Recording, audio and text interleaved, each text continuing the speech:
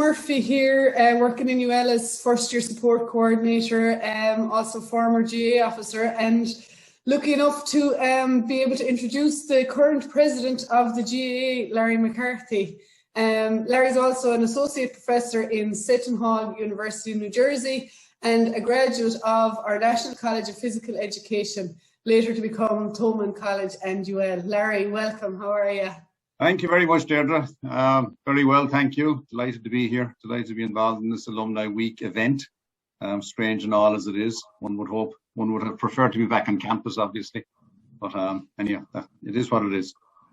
Indeed, and I suppose it's well documented that your role as secretary in the GAA club during your time in college was a sort of a foundation for your career in GAA administration.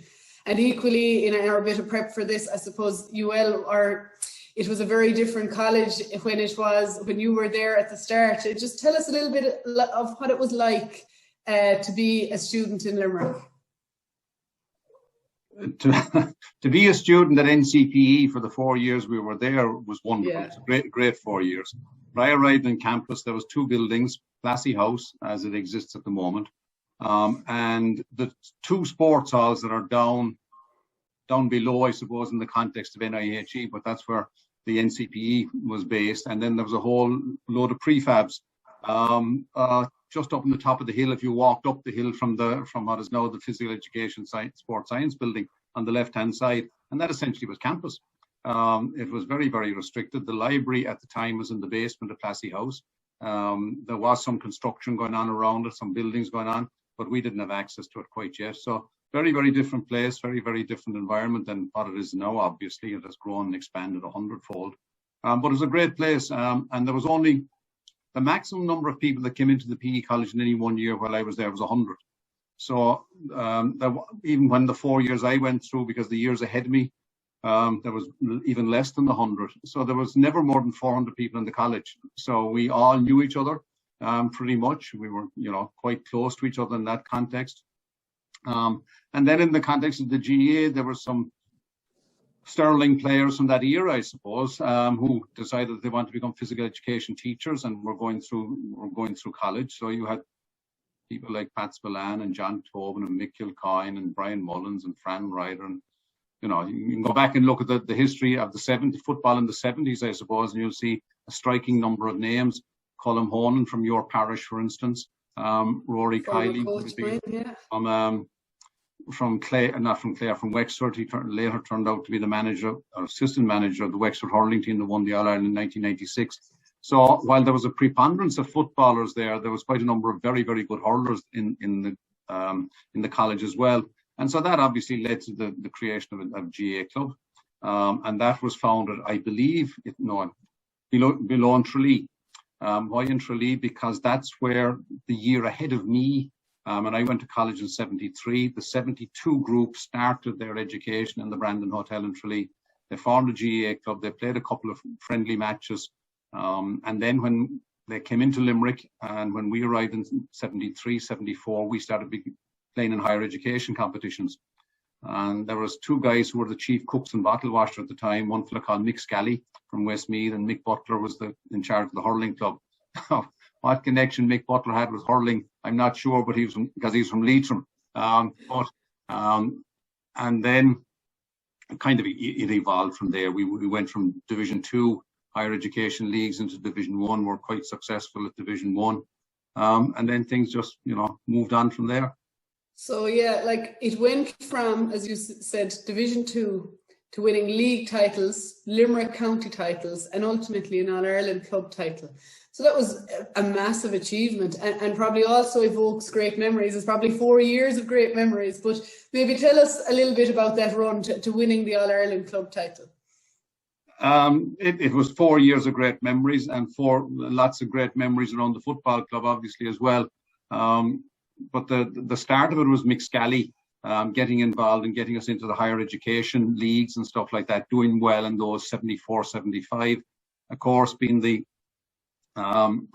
elite. We weren't considered a university at the time, so we were kept out of Sigerson, even though one of the first things that we did when I think it was Minister Ryan changed the the constitution of third level education in the country. The morning after, we wrote to the Higher Education Council and said, listen, now that we're a university, or we're in the process of becoming a university, will you let us in? And they said, no way. Too good.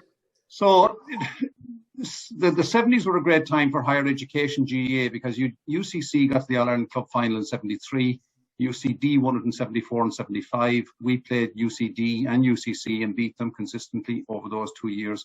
So we figured we'd have a shot at this thing in terms of becoming All-Ireland Club champions. So in 75, yours truly was sent into Limerick to negotiate our entry into the Limerick County Championship. And I met two great men, Tom Boland and Rory Kiley, who were the secretary and chairman of the Limerick County Board. And my God, they gave me an education on how to manage my way around a county board. I was secretary of the club. I made a complete idiot of myself in 75, in so much that I never registered the players with the county board. And we went all the way through to the county final. There was an objection against us. We ultimately lost the objection. And there are many people, well, I won't say there are many, there are a couple of people around the country who will still point their finger at me and say, hey, you're the reason I don't have an All-Ireland Club Championship from 75. And at some level... Would they question your presidential credentials on that? Oh, absolutely, yeah. What's this guy doing? We're absolutely gone if this guy's in charge. 76, we didn't make any run at it. And then 77, which would be my final year in college, a bunch of us sort of get together who would have been coming from clubs who were never going to win an All-Ireland Club Championship. And we said, listen, we'll give this a run. And so I was still secretary. And so during the summer, we pulled it together. Now, the other interesting thing at the time was that we had cumulative exams. So at the end of 4 years, we were doing our exams in May, June. And the day before we started our finals, we played in the Limerick City football final, which was a little bit hairy just in case any of us got injured at the time. And then we worked our way through the summer, pulling teams right, left and centre, and managed to get to September when we knew everybody would be back in college. They did come back. And then we luckily won the Limerick County Championship. I think we beat Croom in the final, and then went on to a great series of games with through the Munster Club Championship. We drew Austin Stacks, who were All-Ireland Club champions, I think, in 77. This would now have been the 78 All-Ireland Club Championship. We drew with them in Limerick, then we went down to Cork. We played them 3 times, twice with extra time. We were still tied. We eventually beat them. And no TV footage of any of those games, and they were supposed to be great games. They were great games. I don't believe there's any TV footage. The only TV footage that exists there is that on the day before of us, the day before the All-Ireland final, maybe. No, sorry, that can't be right. At some level, at some time in the February or March, in preparation for either the All-Ireland semi-final, the All-Ireland final, RTE came out to Santry and filmed us as we were playing St. Joe's in a league match. St. Joe's is from Belfast. I think that's the only footage that exists. Okay. But there was no live footage of, there's no footage of the series of games against Austin Stacks at all. So we won that series. We beat Nemo. Then we went on and beat St. Mary's from Sligo in the All-Ireland Club semi-final, and played St. John's in the All-Ireland Club football final on Easter Sunday in Croke Park. And I'd say there was more seagulls in Croke Park than there was people there, because we were on holidays. We were obviously, students dissipate when we're on Easter holidays. And it was in Easter Sunday. The GAA hadn't evolved into playing the club finals on St. Patrick's Day and that big festival that it has become for us, you know. So, but we won it and we were delighted. And then we dissipated. I mean, about 10 of us had left college at that stage, and we were around the country working. We would come from the previous September. We would drive into Limerick on a Wednesday evening and train out in Garryowen. I suspect it's probably the first cooperations of the time between a GAA club and a rugby club in terms of using their facilities. Because I remember the ban only went out in 1971. You know, so they had floodlights, and Dave Weldrick, God bless him, was able to, the late great Dave Weldrick, I'd say, was able to negotiate our use of Garryowen while we were training, and it was a great help to us.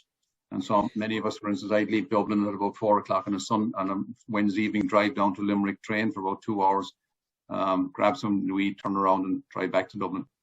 Now, and this I hasten to add, for those who might be listening, is pre-motorway, all right? and pre-phones and pre-everything, you know.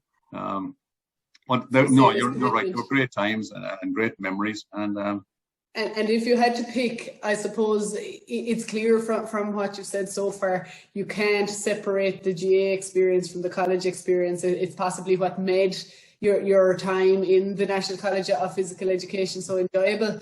What have you one funny, repeatable story that you can give us? No. I mean, they all meshed together in terms of, I suppose that the highlights from for those events, and you're right, it's difficult to separate the GAA life from the college life. But wherever we went after matches, and particularly coming back from Dublin or coming back from Cork, having played UCC or UCD, for instance, coming back from Cork, we'd always stop in Glen Rovers on the way out of Cork, and we would have an almighty session. And then coming down from Dublin, we'd stop in Stradbally in County Laois. Now, why in the name of God Stradbally? Well, Dick Dunn, who was the year ahead of us and who played cornerback in the senior football team, his father had a pub in Stradbally. And so we'd have hired a bus from CIE. I was well known in the offices of CIE for hiring buses through the winter, and they were all the touring coaches, so they were exceptionally good buses in that context. So a whip around for the driver inevitably helped him stop. And so we'd stop, and then whenever Dick's father threw us out, we'd head for home again, you know. But I mean, there were some great bonding sessions, if I think you might call them, in the modern. Well, I can assure you that third level GAA hasn't changed so much. All right, okay. Yeah, grand. I'm delighted to hear it. And I hope what hasn't changed in third level education is that, rather like me, I was a student running the show, that there are students getting the experience that I had. Because as you said, I would not be where I am today without the experience of being in running the football club in college. Yeah, I think there is. Like, I can obviously only, talk from my own experience as a GAA officer in UL, but we had a very active club committee, I suppose, an overarching committee, and then within each team we had 3 and 4 leaders who would look after doing all that they wanted to do and things. There's so many fixtures now. The GAA officer, I suppose, coordinates the fixtures and match arranging side of some of it, but after that, they're essentially a facilitator for the players to drive and create a culture. That's kind of how the players will drive their own culture. It's the administrators that I'm worried about, because I was useless. I mean, all the fellas will tell me. I mean, somebody made the comment in terms of when I did become president. What was the phrase? I wasn't the cause of us becoming president. In other words, I was a useless player. But without my administrative skills, it wouldn't have happened. Right? And so my administrative skills, whatever they might be, were honed as being the decision maker around college in terms of, not to do it playing, but arranging the matches, arranging the transport, arranging all the support services, you know. Yeah.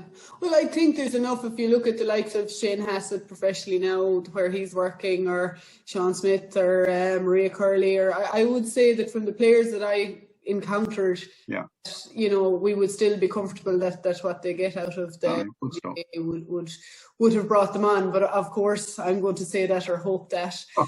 Anyway, from your college days, you went to Malahide and playing with Raheny, teaching him at Malahide, and then up sticks to New York City to work and get a master's.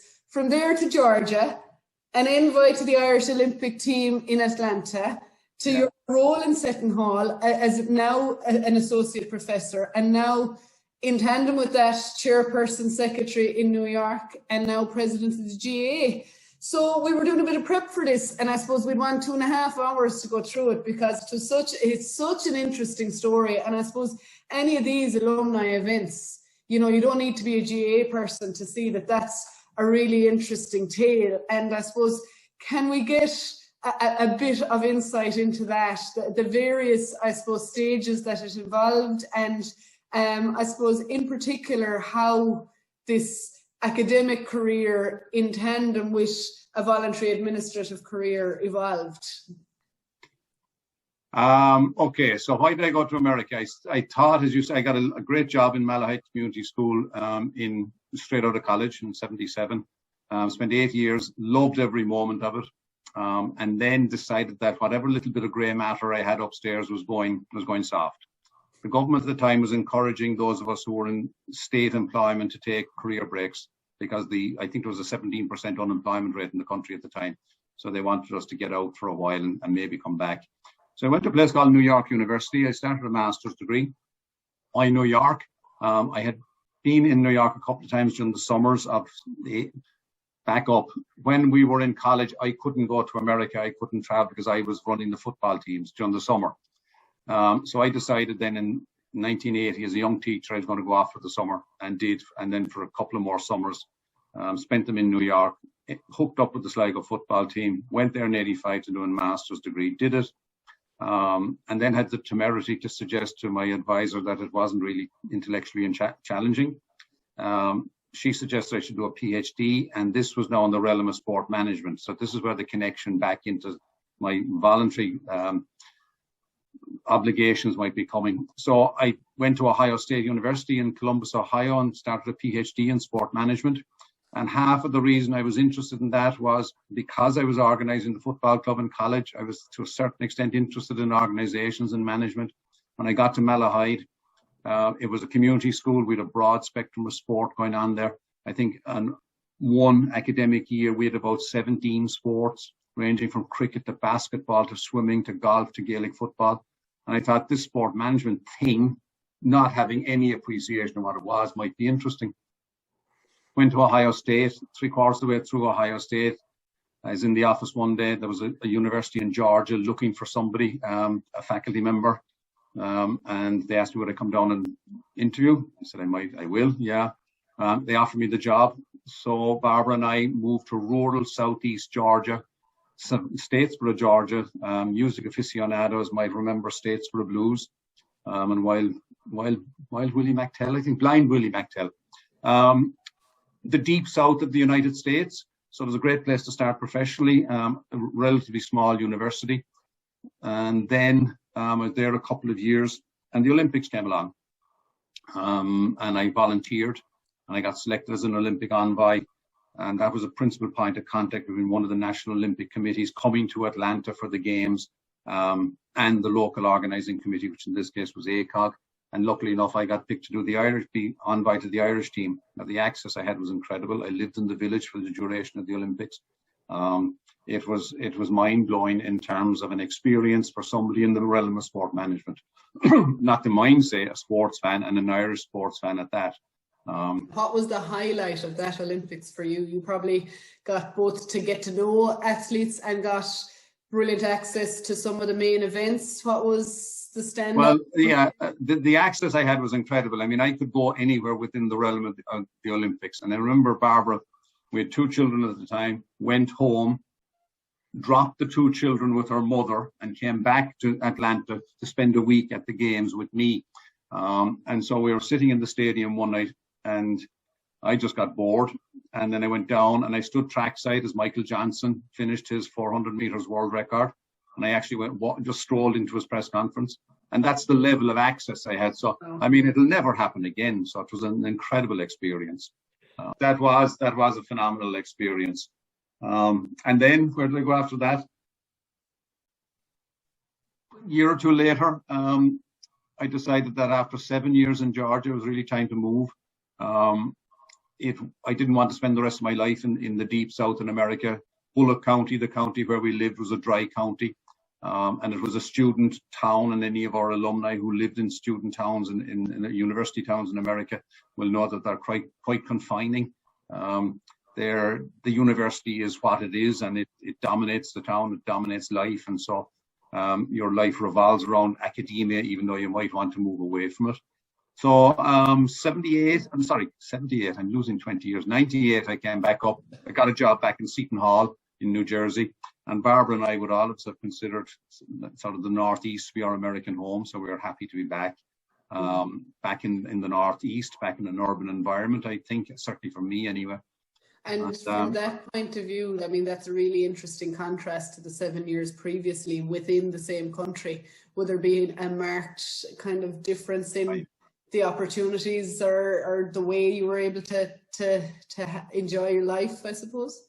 Well, life in the South was an awful lot slower. Life in the South was much more easygoing. Life in New York City or in the greater metropolitan area is bang, bang, bang, bang going. What's the phrase they say about New York, the city that never sleeps? So on that basis alone, there was an awful lot more opportunities around for an awful lot of things, not least of which would be recreation. In the south, as I said, things are slower. It was a small town with all the culture of the south. So fishing would have been a big thing for people that I knew. Inviting people out to your pond, for instance, go bass fishing. I had no interest whatsoever in it. And certainly outside of the main American sports, there was no interest in other sports, for instance. The World Cup came and went in '94, for instance.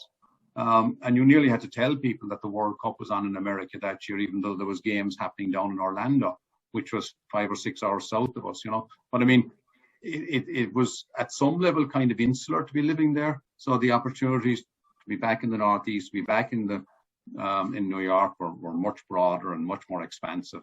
And back in the GAA. And back in the GAA, yeah. My connection with the GAA through the 7 years in Georgia, aside from my mother posting out the papers every now and again, would have been Liam Ferry, a wonderful man who worked in digital, who created an email network and sent out a little newsletter every Sunday evening called The Irish Emigrant to his network. And I managed to get onto it because my sister worked in digital.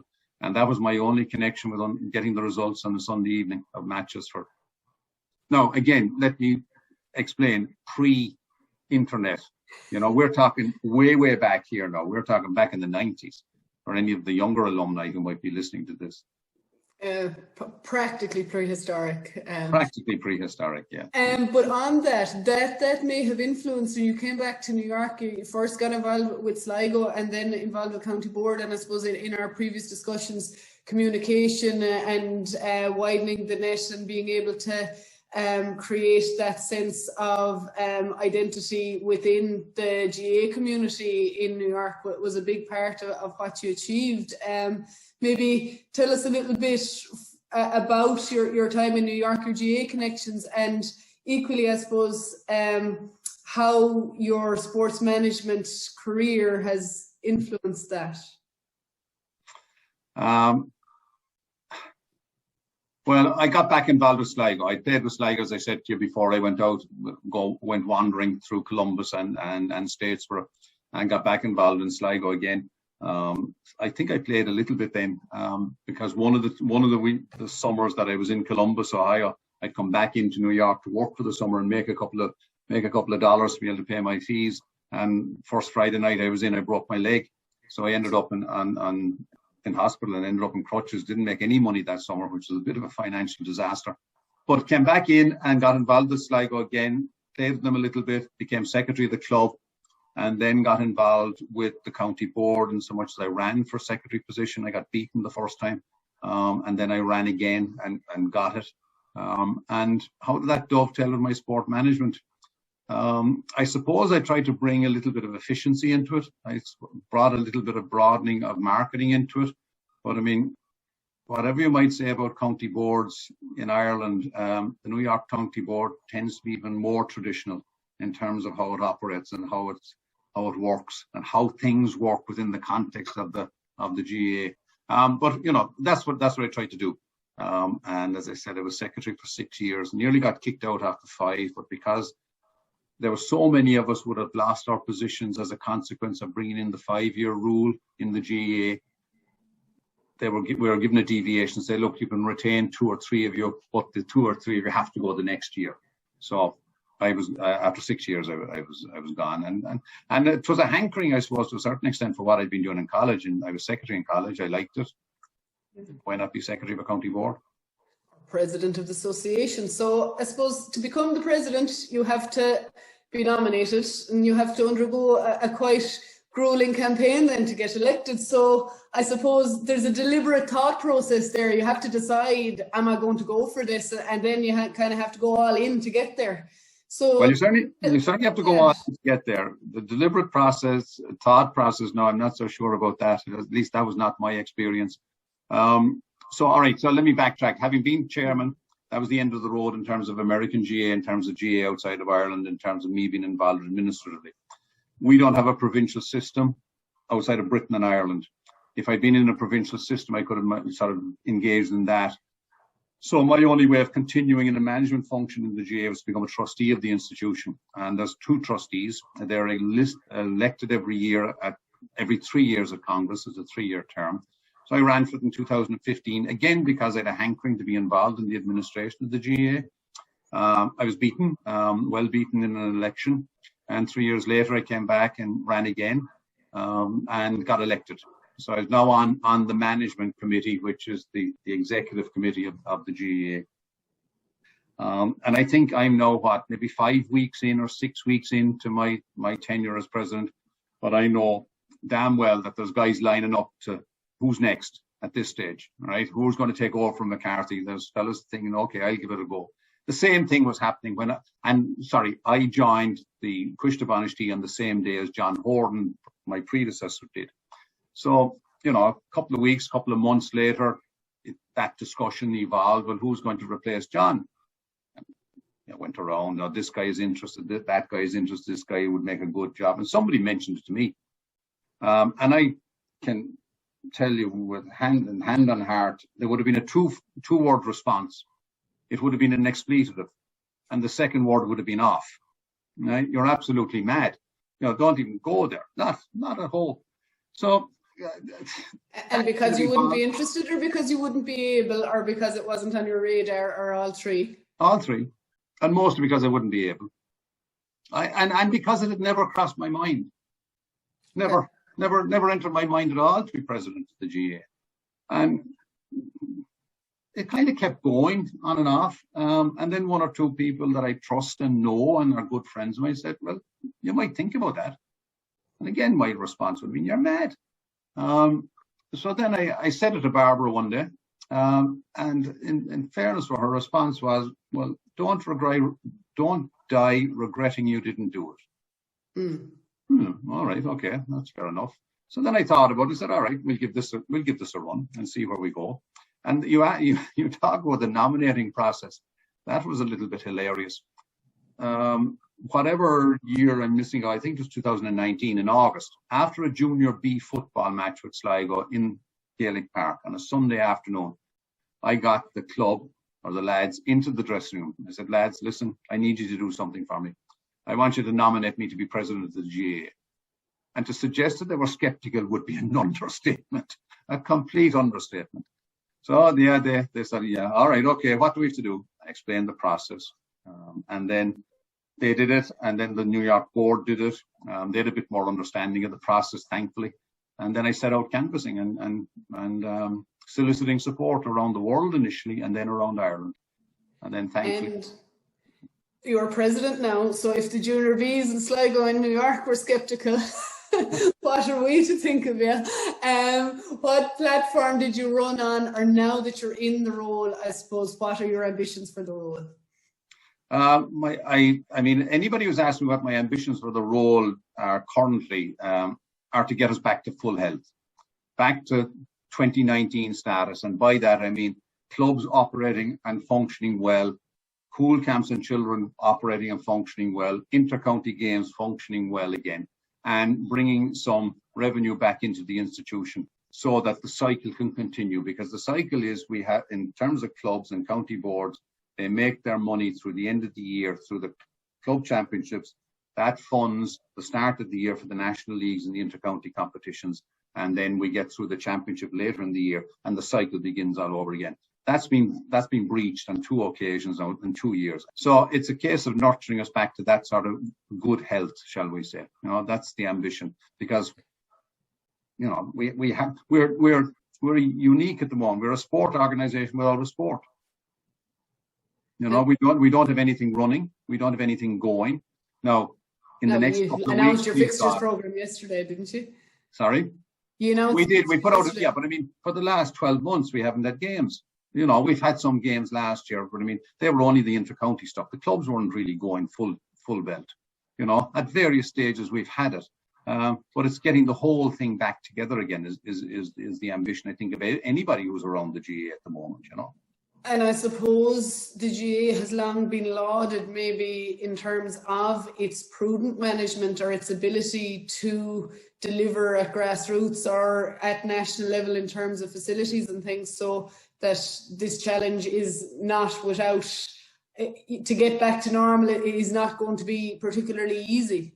No, it's not. And you see, we're unique in all those, we're at times compared with various professional organizations.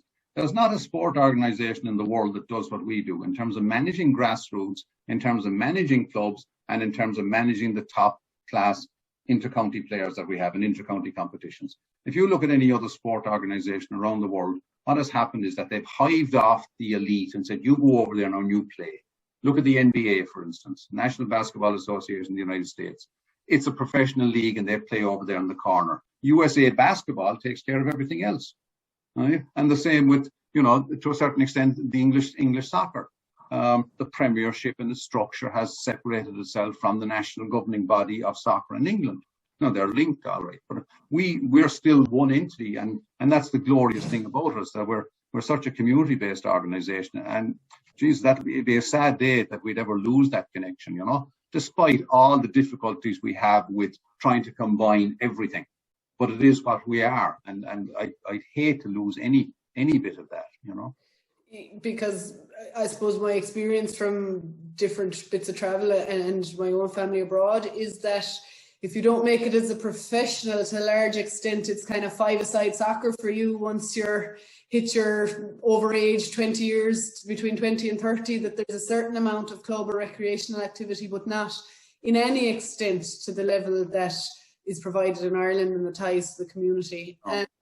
And sorry, let me go back to Seton Hall and that, and just on that point purely, and explain that first of all, in America there is no adult competitive club sport structure. It simply doesn't exist. It's not in the mindset. It's not there. It's in the ethnic communities. And so we have it. Mexican people would have it in terms of soccer and stuff in their communities. But I was in class last March, and Seton Hall is would be recognized as a basketball school. So there was a woman in one of my classes, and I was chatting to her, and I said, how did you get on? She was on the Seton Hall basketball team. How did you get on last night? We lost. And she said, that was the last game of the season. And she said to me something alarming. She said, that was the last competitive basketball game I will play in my life at 22. And this is someone who's elite enough to be a college player as well. This is somebody who is elite enough to be on a 4-year scholarship at a university. She wasn't good enough to become a professional, but there was nothing else for her. She had no ambition to be a professional anyway. But she didn't have that chance. And American sport is so elitist, and a lot of other nations are that way as well. If you don't, and it's unique and it's tied into the education system, so they're cut-off points. But it's all about developing numero uno and the best in the world. And that's not who we're all about. And we'll never be all about. Two questions out of that. I suppose the first one, there was a good bit of noise there lately. You appointed some females to some national level committees. So are you, I suppose it's brilliant to see you've been fairly clear that you feel that female representation on committees is very important. Just a little word on that, and women's involvement in the GAA, or how you see it evolving, I suppose. I suppose my answer is, why not? Well, of course, why not? Yeah, so just do it. So and that's what I did. In your role, I did. Yeah, I decided at some stage, and don't ask me why I decided, but I mean, well, no, I know why I decided.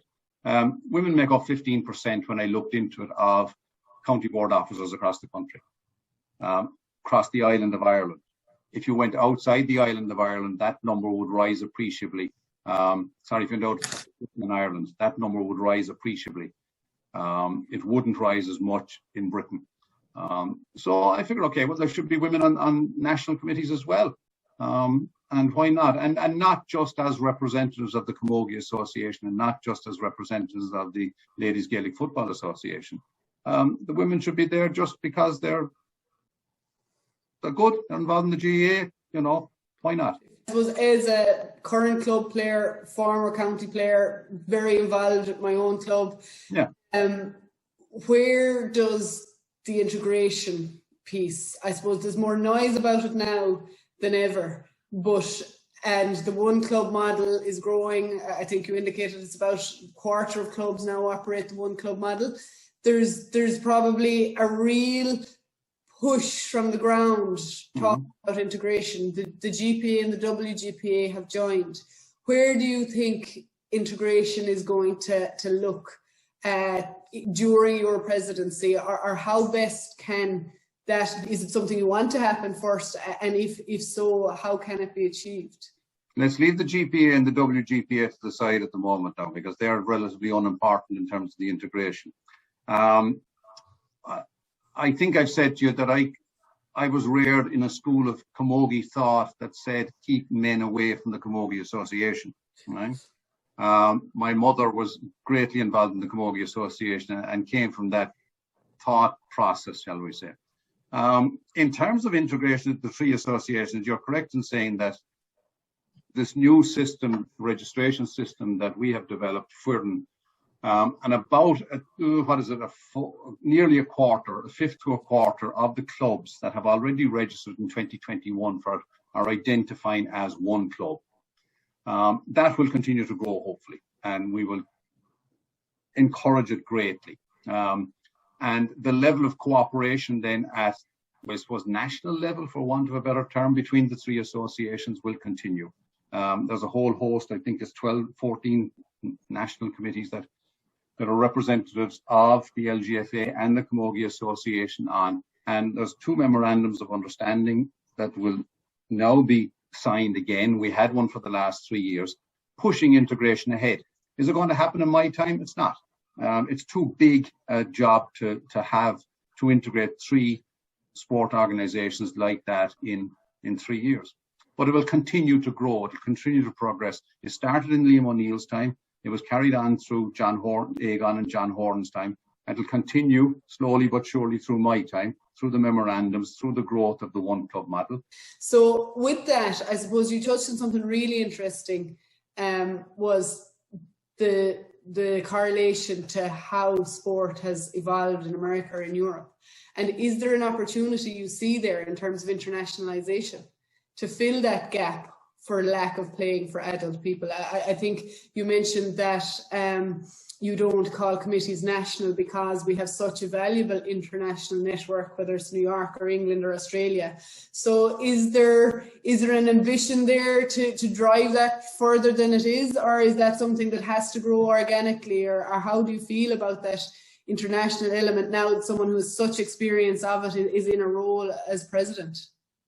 I'd love to see our games grow around the globe, obviously. Your challenge is, and it's manifested by the comment you made about America, you're trying to break into the dominant sport culture in each of these nations. And no matter how good our games are, you're still going to be perceived as a game from the outside. Now, certain cultures have adopted it and have embraced it enthusiastically. Galicians, for instance, are gone crazy about Gaelic football, right? The Bretons are gone crazy about Gaelic football. And if we can, continue to encourage that growth, it'll be wonderful. It's difficult to break into places like the US because they don't have and they don't understand what club culture is. So even though there's 54 million people in the United States who would claim Irish heritage, they just haven't it in a mindset that you would continue to play adult competitive sport after you've left the education system. So that's a huge challenge there. But yeah, we've done well in Australia, relatively well in urban areas in Australia, for instance. I'd obviously love to see all of that grow and continue to grow. And the World Games that we created and had in Waterford in 2019 were a wonderful festival. A whole week of games from all over the world. And then culminated on the Friday afternoon in finals in Croke Park. And it's interesting, when this notion of the World Games was initiated, people who were sort of thinking about it, okay, well, and the first one was in the Middle East. We should maybe have the second one in, for instance, Sydney, have the third one in New York, or have the third and fourth one somewhere else. And the message we got back very, very quickly was, no, we want it in Ireland, and we want the opportunity to play in Croke Park. And for those of us who are Irish, maybe, we were saying, yeah, well, why can't we have it in Sydney? It's more exciting for us to go to Sydney. But the reality then struck, yeah, this is our Mecca. This is where people want to play, and this is where they should be given the opportunity to play. Yeah, it's amazing. I was involved at the time. I was in UCD, and it was just brilliant. In terms of, I suppose, wrapping this up, two final things. One, you're back in Ireland, I suppose, maybe living full-time in Ireland for the first time in a very long time. What do you find different? What's changed, positively or negatively? Oh, Lord, well, I'm here only 5 weeks now. What's changed or what's... And I can't really answer that question, and I'm not trying to avoid it because of this 5K thing. I haven't got outside the 5K. So, I mean, and I find that quite claustrophobic. So I can't really comment in terms of what has changed and what hasn't changed. I mean, I could tell you, I suppose, what has happened, changed from the last 36 years, all right, a little bit. But in terms of immediately coming back, there's not much. I'm enjoying being back in Ireland. I'm enjoying being back home, I suppose. I miss Barbara and the two lads, obviously, because they're not with me. But it's great, and the job is wonderful. And you know, let's see what the next 3 years brings. 2.5 years. More luck to you in it, Larry. And I suppose all in former colleagues from the National College of Physical Education and all those that followed as UL alumni, I suppose, are very proud that Larry McCarthy is representing them as president at the minute. Any final words? So, as to your fellow teammates and alumni, if you were to sum it all up, what would you say to them? What would I say to them all? Well, first of all, I'd have to pay credit to 2 or 3 people. One is to Dave Welbeck. He was our coach and mentor for the 4 years that we were there. And while I've got a lot of kudos for a lot of the stuff I did off the field, he was the person who drove us in terms of coaching us. And there was another great guy there as well called John O'Halloran, who lectured in the college, won an All-Ireland with Cork in '66. He was very much part and parcel of the organisation, part and parcel of winning the All-Ireland as well. And a whole host of those other lads, Mick Scally, for instance, Mick Butler, you know, all of the fellas, all the players who were there. And we've all remained fast friends still, you know, despite the fact that 2 of them or 3 of them would point to me and say, hey, you messed up. But I mean, and I suppose if there's anybody else listening to this outside of alumni, if they happen to be current students who are bored in the library some night and want to listen to this stuff, for God's sake, join a club. I don't care what it is. Get involved in a club and get involved in some organisation in college. Listen, the classes will come and go, but it's the friendships that are made around the club that are going to be the things that are going to last. And that's what I have found. You know, I mean, I'm still in contact with every one of the fellows who was on that football team, and that is now 42 years ago, is it? I don't know. Do the math, you know. Yeah, I think you're right. We won't go testing it here, Larry. It's testing it here, but no. A wonderful chat. Thanks for your time and for the insight. And it's, I suppose, a big job for 3 years. We wish you every success in it and hope that you enjoy the journey too. Ah, yeah, I will, no doubt. And thank you very much for the opportunity to talk to you.